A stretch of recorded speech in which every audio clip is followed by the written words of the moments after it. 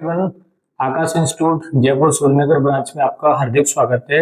और मैं आज थोड़ा सा डिस्कशन करने जा रहा हूँ अबाउट द नीट काउंसलिंग। जैसा कि स्टूडेंट आपको पता है कि नीट का रिजल्ट डिक्लेयर हो चुका है और सबसे ज्यादा जो आज जो क्वेरी आपके अंदर जो आ रही होगी वो काउंसलिंग के रिगार्डिंग आ रही होगी। तो सबसे इम्पोर्टेंट बात तो ये है कि इस काउंसलिंग के रिगार्डिंग बिल्कुल भी मिस गाइडेंस कहीं से आपको नहीं लेना है, बहुत अटेंशन होने की जरूरत है। और अब कुछ टाइम के बाद में जैसे कि expected first week of August आपका जो काउंसलिंग शेड्यूल शुरू हो जाएगा, तो उसके अकॉर्डिंग आपको क्या क्या करना है तो उसके लिए मैं आपको शॉर्टली बता देता हूँ। जैसे कि सबसे पहले हमारा ऑल इंडिया काउंसलिंग जो काउंसलिंग का जो पार्ट है वो स्टार्ट होगा, first round of all India counselling, जिसमें आपको पता है कि 15% जो सीट्स जो सारे स्टेट से जो ली जाती हैं जिससे एक ऑल इंडिया कोटा तैयार होता है।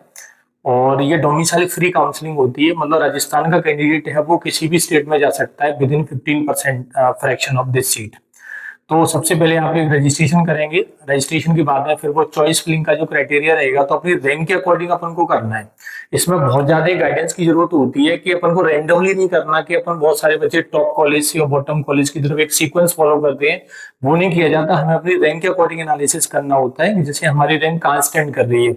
अब जैसे टॉपर की बात करेंगे, टॉप 500 जो ऑल इंडिया रैंक या टॉप 1000 ऑल इंडिया रैंक वाले बच्चों के लिए तो एक टॉप कॉलेजेस का जो टॉप 5 कॉलेजेस का जो क्राइटेरिया रहता है, जैसे एम्स दिल्ली आ गया, then MEMC Maulana Azad medical college, then AIIMS Jodhpur, AIIMS Bhopal Rishikesh और UCMS Delhi university college of medical sciences, तो ये क्राइटेरिया रहता है। लेकिन अगर हम बात करेंगे कि जो बिलो रैंक वाले जो बच्चे या मीडियम रैंक वाले जो स्टूडेंट्स होते हैं, तो उनके लिए एक कॉलेज का एनालिसिस, यानी हमारी लास्ट ईयर 2025 नीट में क्या हमारी क्लोजिंग रैंक रही थी, है ना, किस कॉलेज की क्लोजिंग रैंक क्या है, वो अपन को बहुत अच्छे से चेक करनी है। और बहुत सारे बच्चे इसमें क्लोजिंग रैंक फर्स्ट राउंड या सेकंड राउंड की चेक करते हैं, तो मैं आपको बोलना चाहूंगा कि अपन को थर्ड राउंड की क्लोजिंग रैंक को चेक करना होता है। तो एग्जैक्टली अपन को पता लगता है कि इस कॉलेज में किस रैंक तक हमें सीट अलॉटमेंट हुआ है ना। तो उसके अकॉर्डिंग आप देखेंगे पिछले लास्ट ईयर दो साल का जो अपना क्लोजिंग रैंक चेक करते हुए और हमारी रैंक के आसपास की जो कॉलेजेज होती है उनको अपन को प्रेफरेंस पे रखना होता है। फर्स्ट राउंड में अगर हमें सीट अगर मिल भी जाती है और ऐसा लग रहा है कि हमारी रैंक के अकॉर्डिंग हमें और बेटर कॉलेज मिलेगी, तो आप उसको फ्री एग्जिट भी कर सकते हैं, कोई ज्वाइनिंग करने की जरूरत नहीं है। लेकिन हाँ, जब हमारा सेकंड राउंड आएगा, ऑल इंडिया के सेकंड राउंड से पहले हमारे स्टेट का फर्स्ट राउंड आता है, यानी फर्स्ट जो सीक्वेंस आ गया ऑल इंडिया का फर्स्ट राउंड, देन उसके अगली वीक में आएगा स्टेट का, राजस्थान स्टेट का हमारा फर्स्ट राउंड आएगा, जिसमें आप रजिस्ट्रेशन करोगे, देन उसके चॉइस फिलिंग करोगे, स्टेट रैंक डिक्लेयर होगी, तो स्टेट रैंक से हम हमें ये भी पता लग जाएगा कि हम राजस्थान की कौन सी कॉलेज में अपन स्टैंड कर रहे हैं। तो उसके अकॉर्डिंग ही अपन को डिसाइड करना है। मान लो हमें कॉलेज अगर राजस्थान में भी अलॉट होगी, इंडिया की ऑल इंडिया काउंसलिंग की हमने फ्री एग्जिट दे दिया वहां से, वो स्टेट में अपन को मान लो कोई फॉर एग्जांपल कोई कॉलेज अगर मिल जाती है, जेएलएन अजमेर मिल जाती है, आरएनटी उदयपुर कॉलेज मिल रही है, किसी को एसएन जोधपुर कॉलेज अलॉट हो रही है, या इवन एसएमएस भी अगर अलॉट हो रही है, और अपन को लग रहा है कि हमें अगली काउंसलिंग हो सकता है अपन को ऑल इंडिया के through AIIMS Rishikesh, AIIMS Bhopal, AIIMS Jodhpur के चांसेस बनते हैं, तो आप ये भी फ्री एग्जिट ले सकते हैं। उसके बाद जब ऑल इंडिया का सेकंड राउंड आएगा, वो हमारे लिए मेन फाइनल ये अपन बोलेंगे एक तरह से एडमिशन राउंड होता है। उसमें हमें सोच समझ के एनालिसिस करने की जरूरत होती है। तो उसमें अगर अपन को कॉलेज अलॉट हो जाते तो वो अपन को रिपोर्टिंग देना जरूरी होता है। अगर आप वहां पर रिपोर्टिंग नहीं देंगे तो आप वहां से काउंसलिंग से आउट हो जाओगे, एग्जिट कर दिए जाओगे, और आपका जो सिक्योरिटी अमाउंट होता है वो फॉरफिटेड हो जाता है। उसके बाद फिर आप स्टेट के सेकंड राउंड में पार्टिसिपेट कर सकते हो। अगर आपने वहां पर रिपोर्टिंग दे दी तो उसके बाद में आप स्टेट से अलग हो जाओगे। तो हमारा जो सेकंड राउंड जो ऑल इंडिया का होता है वो हमें सोच समझ के करना है। तो ये सारी डिटेल हम आपको बताते रहेंगे और आप अपना जो इन्फॉर्मेशन है वो सारी यहाँ से आप ले सकते हो।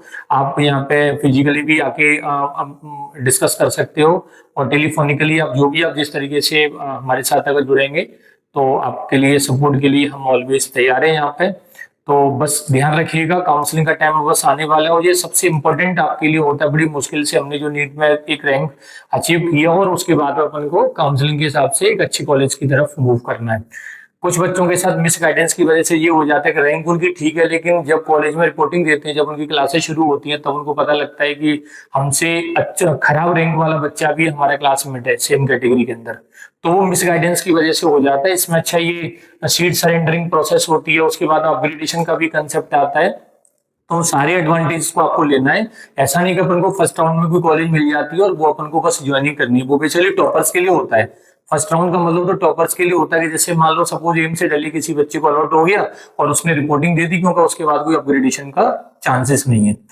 तो इन सारी चीजों को अपन को ध्यान में रखना है, अपग्रेडेशन किस तरीके से कराना है, क्या क्या रिक्वायरमेंट होंगी वहां पे, किस किस तरीके से क्या है, तो वो आप एक बार हमसे जरूर डिस्कस कीजिएगा। तो इसलिए हमने एक शॉर्ट मैसेज आप लोगों के लिए तैयार किया है कि हमारे स्टूडेंट्स या अदर देन आकाशियन जो भी हैं उनको कहीं कोई प्रकार का मिस गाइडेंस ना मिले। तो wish you all the best best for your NEET counselling. Aware रहिएगा, अटेंशन रहिएगा और हमारे टच में रहिएगा। तो wish you all the best. Thank